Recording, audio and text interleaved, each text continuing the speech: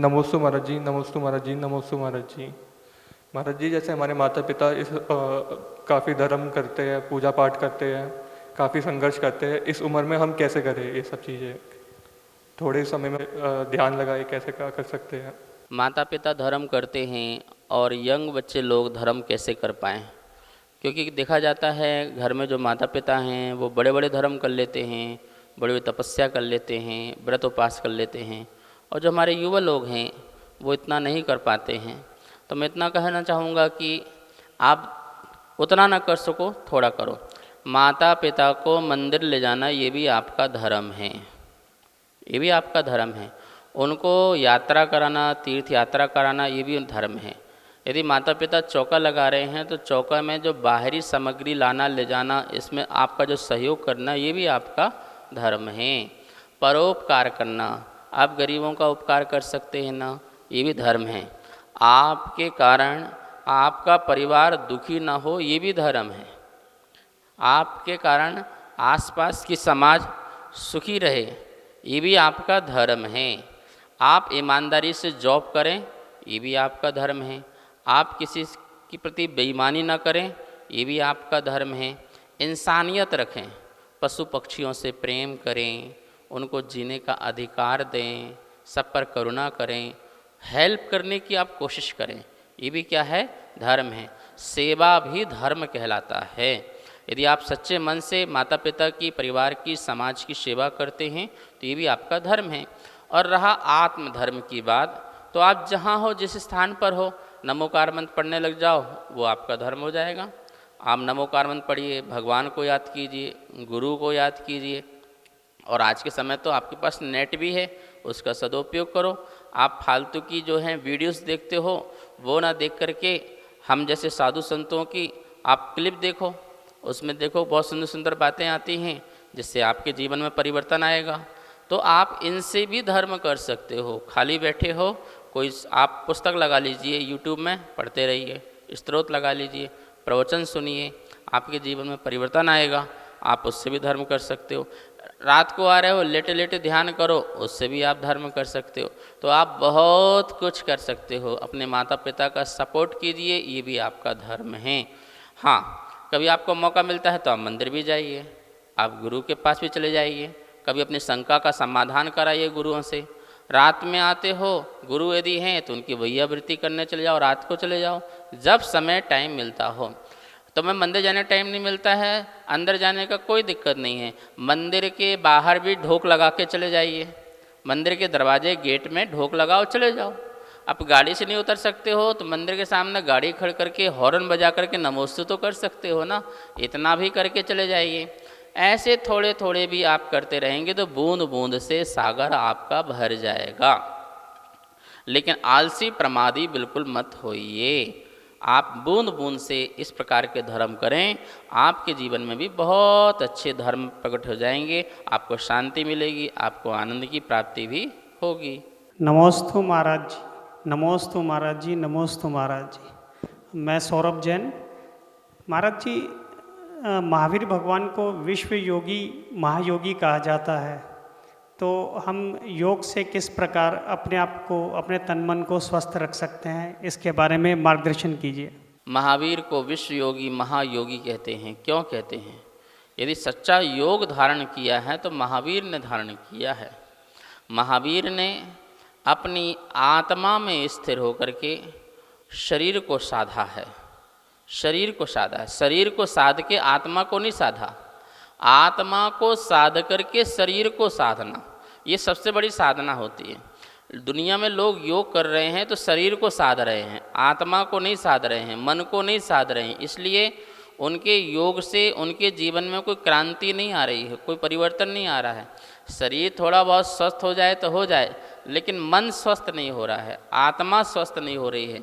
आत्मा को स्वस्थ करना, आत्मा को साधना, विकारों से रहित करना, विकृति से रहित करना, राग द्वेष से रहित करना, साम भाव में लाना। तो आत्मा को साधो तो आप महायोगी बन जाओगे, आप विश्व योगी बन जाओगे। ध्यान रखना, विश्व विजेता नहीं, आत्म विजेता बनना है। दुनिया को बस में नहीं करना है, अपने को बस में करना है। इसको बोलते हैं महायोगी, इसको कहते हैं विश्व योगी। और ऐसे महायोगी स्वस्थ रहते हैं। आप हम भी बन सकते हैं और इसी महायोग के माध्यम से अपना जीवन स्वस्थ मस्त हो सकता है। रोग दूर कर सकते हो, बीमारी दूर से कर सकते हो, टेंशन दूर कर सकते हो, तनावग्रस्त जो पन है वो दूर कर सकते हो, चिंता से मुक्त होकर के फ्रीडम रह सकते हो, खुले आकाश में खुली सांस ले सकते हो, ये महायोगी विश्व योगी बन करके। नमोस्तु महाराज जी, नमोस्तु महाराज जी, नमोस्तु महाराज जी। मैं मंजू जैन राजा बाजार से। महाराज जी, आज मैं प्रश्न पूछना चाहती हूँ। जैसे हम मंदिर में अष्टद्रव्य चढ़ाते हैं, चावल, चटक, लौंग, बादाम, जल, चंदन, अक्षत सब चढ़ाते हैं। इसकी जगह हम अगर गेहूँ, मूंग, दाल ये सब क्यों नहीं चढ़ा सकते? वो भी साबुत ही होते हैं। नमोस्तु महाराज जी, नमोस्तु महाराज जी, नमोस्तु महाराज जी। प्रभु के चरणों में पवित्र से पवित्र वस्तुएं चढ़ाई जाती हैं और चढ़ाते भी हैं। फल भी है, फूल भी है, बहुत सारी चीज़ें हैं। इसमें एक अनाज में अपन चावल चढ़ाते हैं, दूसरे अनाजों को नहीं चढ़ाते। यद्यपि जब मांडला आदि का उपयोग करते हैं तो कई प्रकार के अनाजों का मांडला आदि में उपयोग करते हैं, लेकिन चढ़ाने की जब बात आती है तो हम चावल को चढ़ाते हैं। उसमें हमारा उद्देश्य है। उद्देश्य क्या है? जिस प्रकार से चावल पुनः अंकुरित नहीं होता है, धान अंकुरित होता है, चावल नहीं, ऐसे ही है प्रभु, मैं चावल छोड़ते समय मैं भी जन्म जरा मृत्यु से रहित हो जाऊं, मेरा भी संसार में बार बार जन्म मरण ना हो। इस उद्देश्य से यह भावना भाई जाती है। चावल हल्का फुल्का होता है, मेरा जीवन भी हल्का फुल्का हो जाए। चावल स्वच्छ और सफ़ेद होता है, ऐसी मेरा भी आत्मा स्वच्छ और सफ़ेद हो जाए।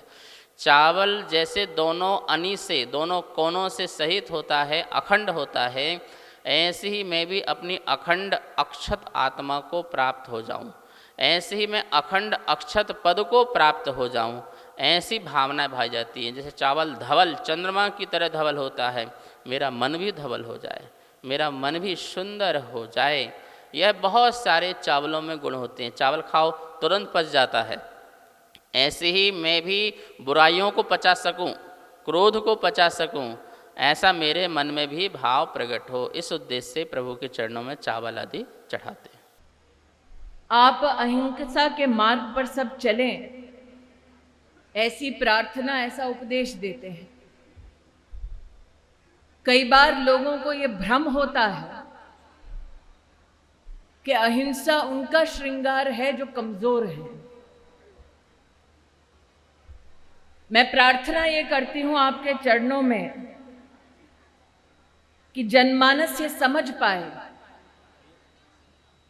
कि अहिंसा श्रृंगार है उसका जो निडर हो, अहिंसा श्रृंगार है उसका जो संवेदनशील हो, अहिंसा श्रृंगार है उसका जो सहनशील हो, अहिंसा श्रृंगार है उसका जो विवेकशील हो, और अहिंसा संकेत है उसका जिसको खुद पर कंट्रोल हो। बहुत सुंदर, बहुत सुंदर।